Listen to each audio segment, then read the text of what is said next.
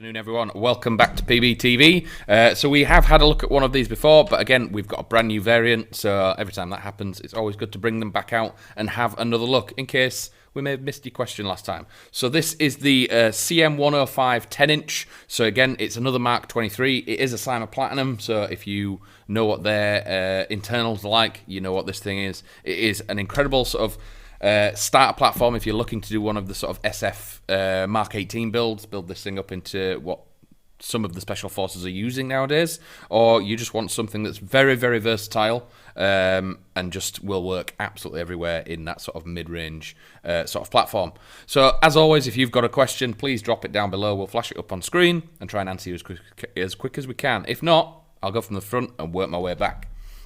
So like with pretty much every CYMA, I think every single CYMA is the same. On the front, we do have a 14mm counterclockwise thread. So if you want to put any device on the front, tracer units, muzzle flashes, anything like that, you can take it off. I will just do a quick check. There is a grub screw on here. So on the bottom, make sure that grub screw is all the way out. Don't just loosen it. You do have to take the grub screw all the way out. Otherwise, when you try and take this off, you're going to damage the threads to a point where they're not going to be usable and you won't be able to put anything back on it. So again, you can change this up. What I do like as well is it is quite flush to the rail. So if you put a device on the front, it will go flush to the rail system. There's no gap or anything like that. So again, makes a really nice clean, and it's personally how I sort of prefer to do my builds, is to have a nice clean finish at the front there.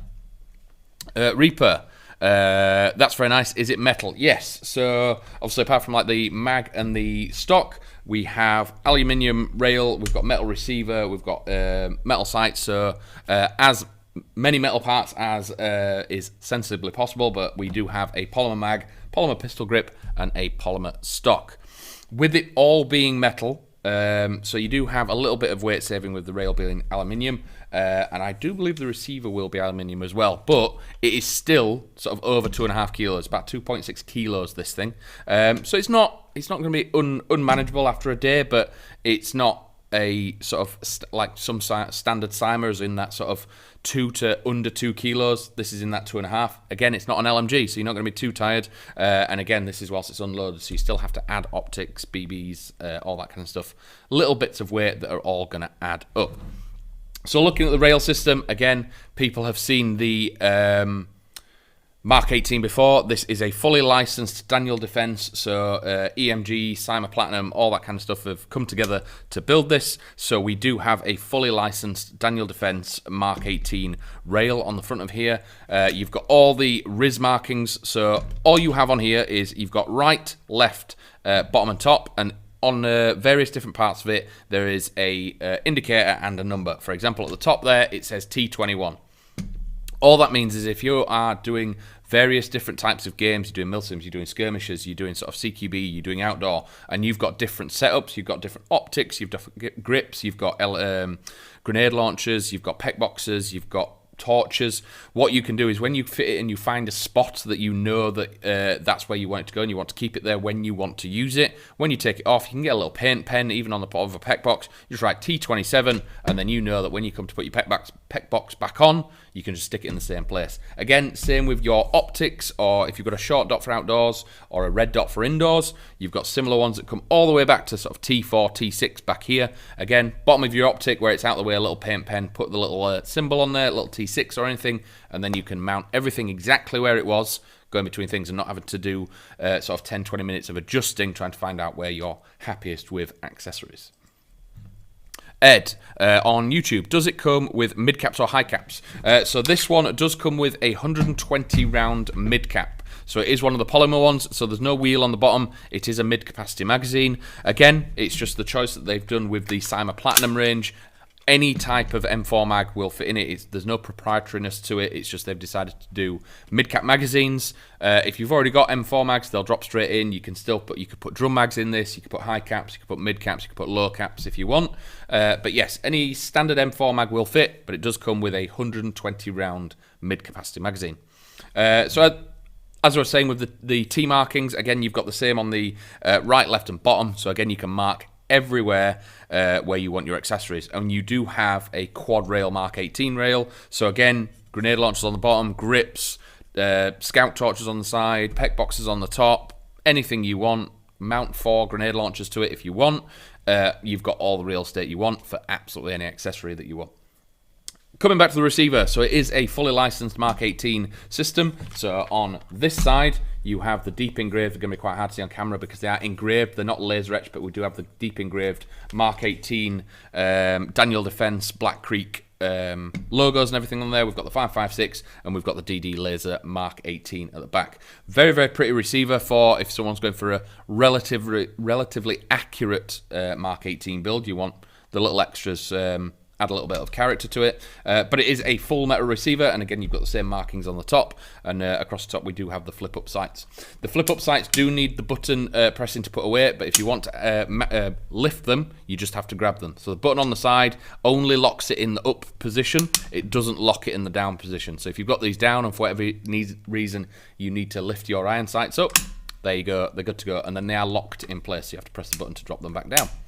Control-wise, again, Mark 18 is a early platform, so it doesn't have a lot of the ambidextrous features that a lot of modern platforms do.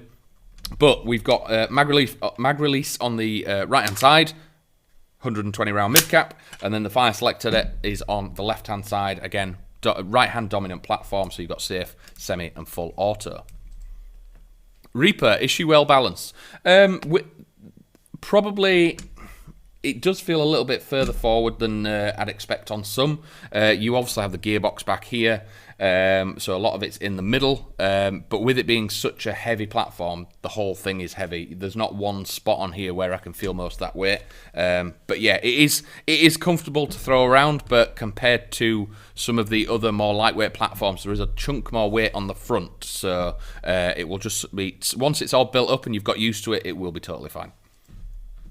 Paul Eastwood, is it Dean's or Tamiya? It is a CYMA Platinum, therefore it is a Dean's connector and silver wiring. So all CYMA Platinum range have a Dean's connector. It's a common thing now that anything that comes pre-fitted with a MOSFET inside, 99% of the time it will be a Dean's connector. It's only standard version 2 or standard gearboxes that still have the old trigger connectors that have Tamiya connectors nowadays. Anything that has electronics on it, purely because of how much better the power, not power transfer, but there's less resistance in Dean's connectors compared to Tamiya, and the connectors are a lot more stable and a lot better. Dean's connectors are a better connector, but the Tamiya ones are sort of cheaper in manufacturing parts of things. So if you don't have Dean's batteries, you can get adapters. There isn't one in the box, which is usually quite a rarity nowadays. Normally you will get an adapter in the box, but this you will need Dean's connectors if you don't have one already. So I was on about the fire selector. What you will notice with this is there is a very, very nice, if you can hear that through the microphone, the micro switch and the trigger in there is very, very fine. It's a very, very nice system inside here. So the system that they've got inside the CYMA Platinum pre-upgraded system that they talk about quite a lot. Again, it's got polycarbonate metal. Polycarbonate piston, full rack teeth, all the really, really good things that people want to throw in a platform before they even get it. And again, we do have the electric trigger as well.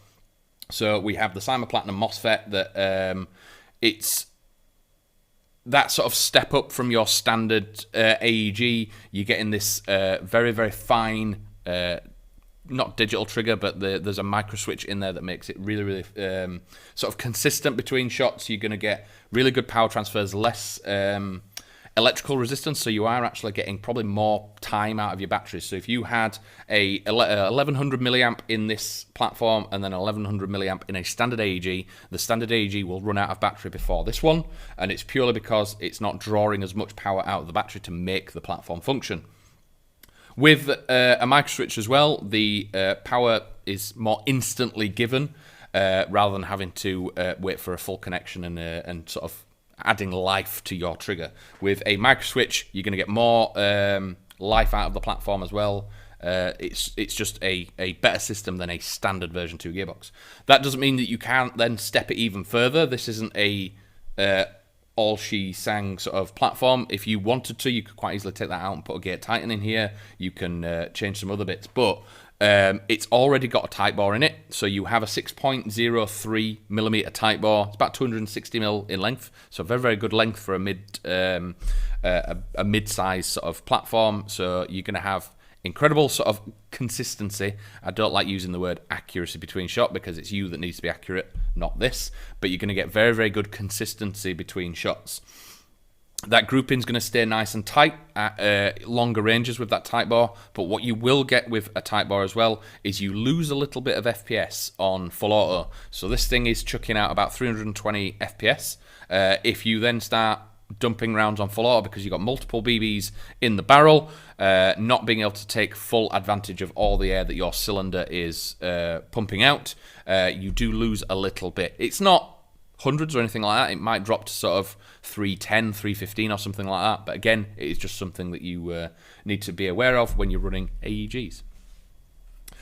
Coming back, so we have the full polymer stock. Again, people like to try and fit the biggest battery possible in some platforms. This does have the crane stock style battery, so you can fit a nunchuck battery in here if you like. Quite easily clip the back end off. You don't have to take the stock off to insert a battery. You can just click this, it comes out, and you can fit your battery in here. Paul Eastwood, is it a quick change spring?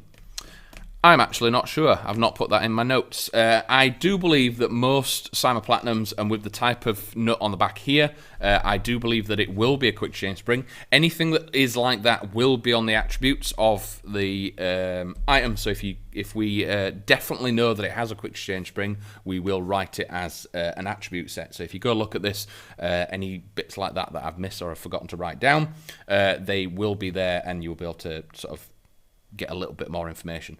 But yeah, very, very impressed with this. We have looked at the 14.5 version before. Some people don't like the sort of bigger platforms, the sort of more CQB, unless it's the AR308 that everyone just really, really likes as a DMR. People are very much going for the sort of mid-range to CQB platform now, so I thought I'd bring this out. This sits in an absolutely excellent sort of position of being having that nice sort of mid-length barrel, a tight bore barrel. Outdoors, this is going to be a definite contender. CQB, it's not too big to start throwing around doorways and through corridors and things like that, and you're going to have be able to do some really, really cool stuff with it. Very excited for people to get their hands on this version. I know a lot of people do and have very much enjoyed the bigger one, but if you're wanting something a little bit smaller and CQB is more your vibe, definitely get a look of these. Personally, I'd probably stick a pec box and a dot sight on this and be good to go. Leave the front as it is and just run it as you want. But yeah, so if that's everything for today, thank you very much. I always appreciate the questions. Always love having a conversation with you. If you do love what we're doing, if you love the content that we are producing, we are very, very close to our 10,000 subscribers. So if you want to drop onto YouTube and hit that red button, it will be massively appreciated. Helps us out incredibly. If I've missed your question or there's something else you want to ask, please drop it in the comments. We do go back and try and catch as many questions as we can. But if that is everything today, we'll be back again on Wednesday for another product showcase. Something you want us to look at, please send us a message on Instagram and we'll get it off the shelves and try and have a chat about it. But if that's it, I'll catch you in a bit.